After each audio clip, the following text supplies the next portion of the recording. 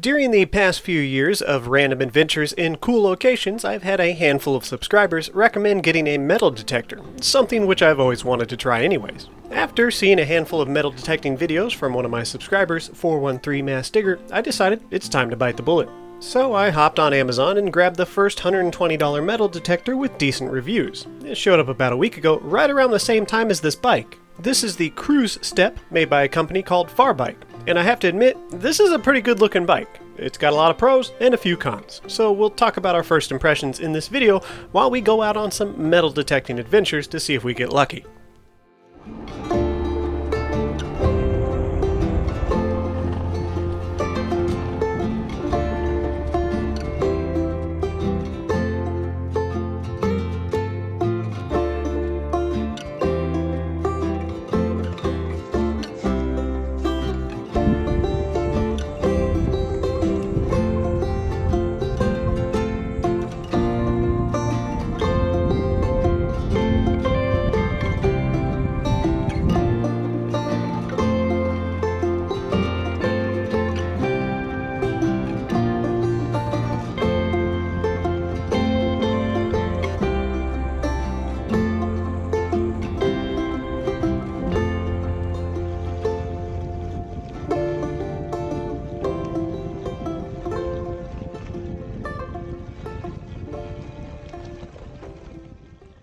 Alright, so before we get on to the metal detecting adventures, let's go ahead and talk briefly about the bike, basic specifications, and what I think so far.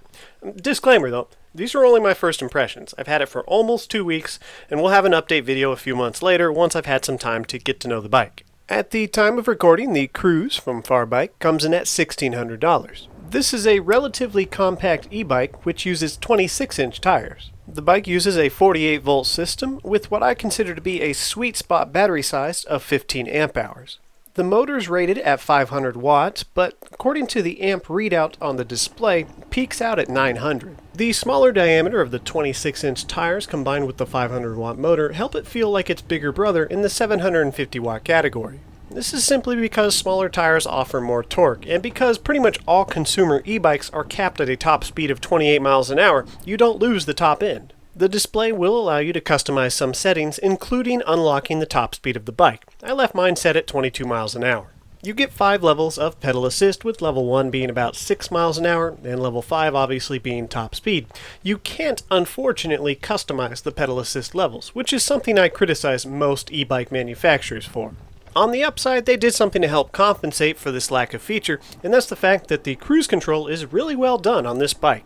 The throttle takes priority over pedal assist, which means it doesn't matter what level you're in. If you apply throttle, it immediately shuts off pedal assist and only uses power from the throttle. In short, you can set your cruise control to whatever speed you want and ignore the pedal assist completely and then start pedaling. When you pedal with the cruise control active, it will not shut off the cruise control or alter the speed. So, good job on that.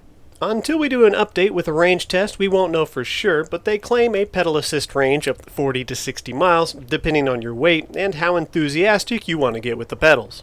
Based off of other bikes I've tested with similar power setups, I can say that this estimation is pretty accurate. I would expect at least 45 miles with my style of riding. That's pedal assist, obviously. If you're going to go full throttle only all the time, I would say 18 to 22 miles. And if you're going to cruise around throttle only, say 15 miles an hour, you could probably expect at least 30, probably 35. Man, you got another one? Got another one. That bad boy clean. They sent you that from YouTube, or it's just something you bought? Nah, it's for YouTube, yeah. Yeah, I like that, man. It's that time of year getting close to Christmas. Everybody wants their bikes on video.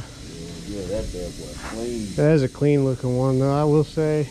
That's a nice color and everything, man. Yeah, thanks, buddy.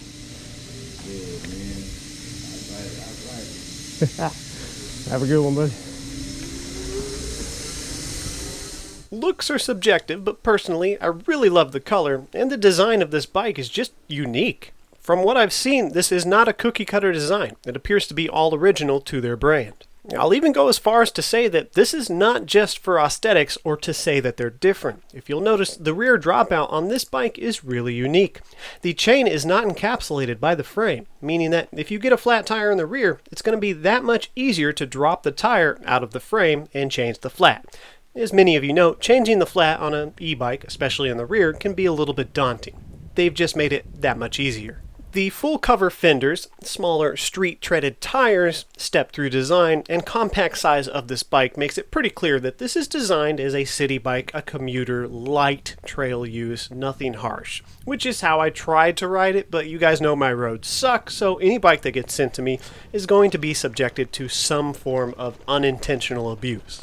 Of course, a little less than 2 weeks is not nearly enough time to tell you for sure whether or not this is a solid frame, but as far as I can tell so far, it feels good. And under close examination, it certainly looks beefy.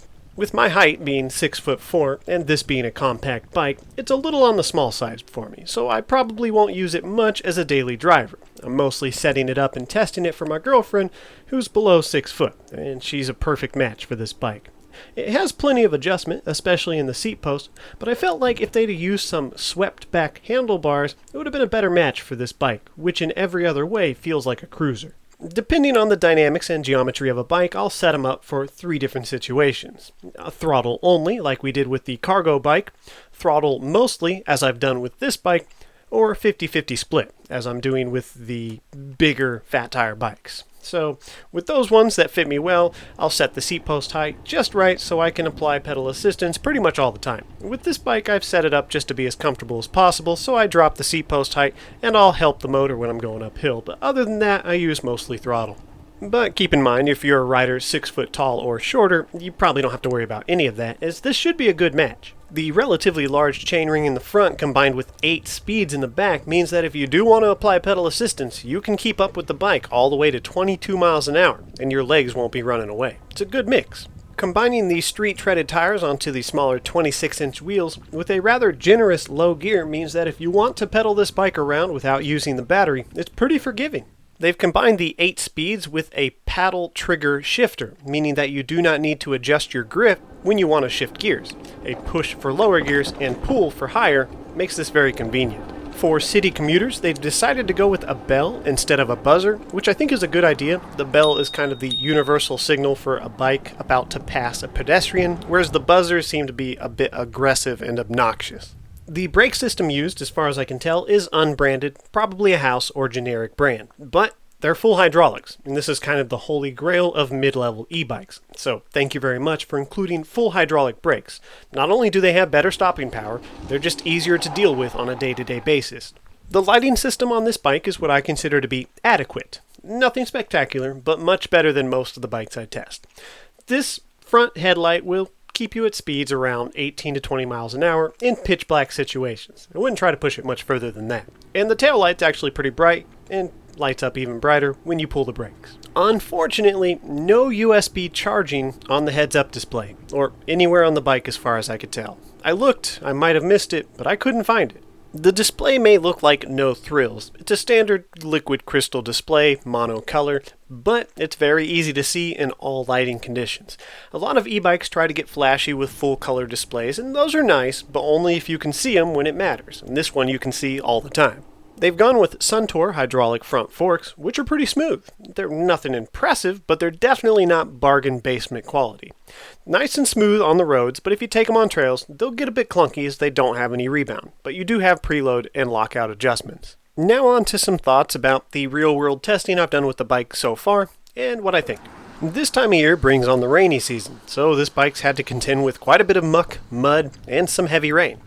Everything appears to be pretty water resistant, so I wouldn't be worried about riding this out in the rain. Unfortunately, this time of year also means I have less daylight, so it's hard to film in the dark. You'll just have to take my word for it. Even with the bike a bit on the small side for me, it does have a premium look and feel to it when riding. There's a few graphics they decided to paint on the bike, so these are non-removable. However, they're pretty small and easily overlooked. With other bikes in this price range, I feel this is a good sweet spot bike with fair compromises. I'd have preferred a USB charging port, some swept back handles for more of a cruiser feel, and to be more forgiving to taller riders. A bit of a brighter headlight would have been a plus, although this one's adequate as we mentioned. and customizable pedal assist levels would have really topped this one off. But as far as I can tell, they did a pretty good job.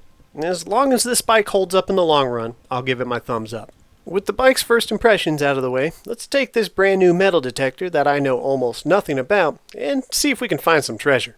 With my recent focus on the channel being more adventure-oriented, you can expect to see this metal detector show up in a lot more videos. I only added a small section to this video because, well, it's the first time I've ever tried to use one of these. I did a couple test runs in my driveway and had some luck finding a few quarters, and I'm hoping we can do the same out here in the wild. The first site I decided to try my luck at was an old rundown church that I found years ago while out riding one of the gas bikes. There's a cemetery next to it, and obviously we won't be metal detecting in the cemetery, but I figured in the parking area outside of the church I might get lucky. Unfortunately, there was something that I completely overlooked about this location. You see, Hurricane Laura pretty much decimated what was left of this already dilapidated church.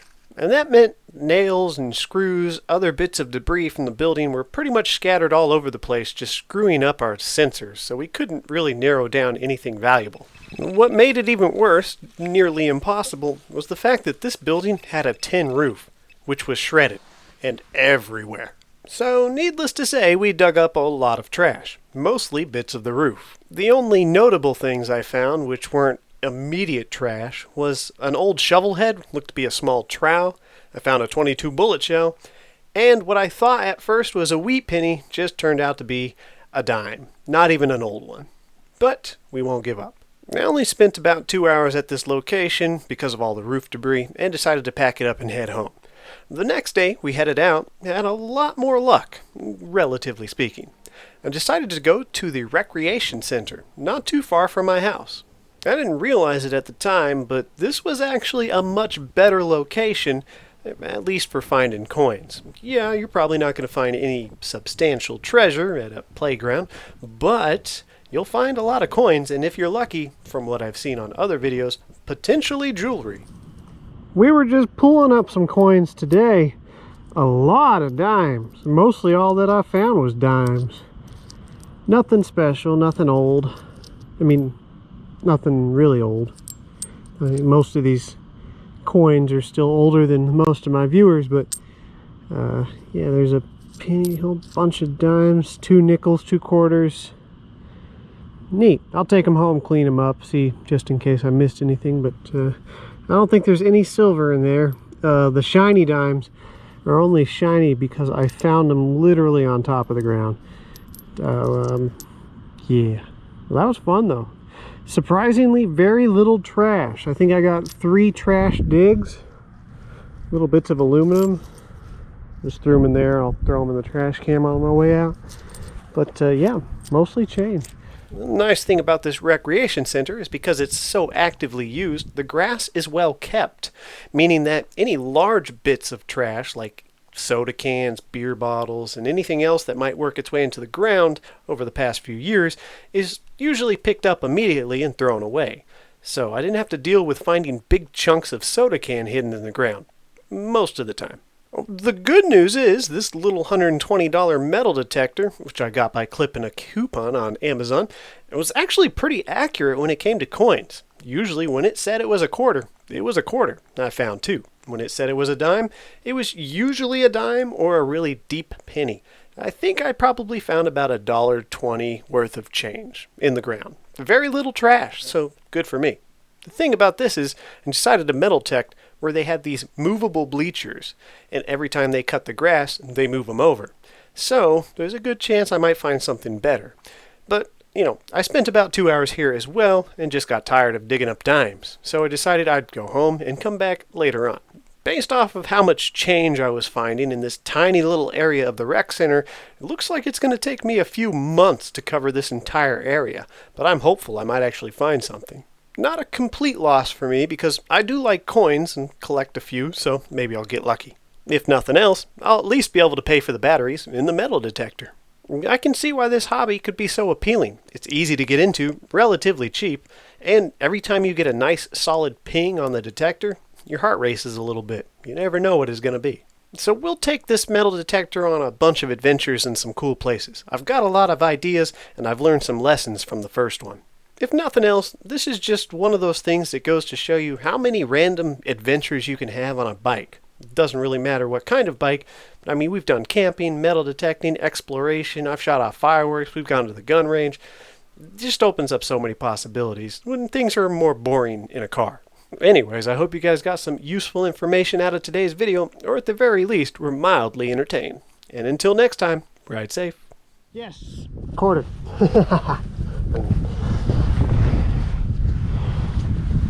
Alright, nothing special as far as it being silver. This is a clad coin. But what's our date? It's not even an older clad coin, it's a state coin. Still happy it's not trash, and it is a quarter. Who doesn't like finding a quarter?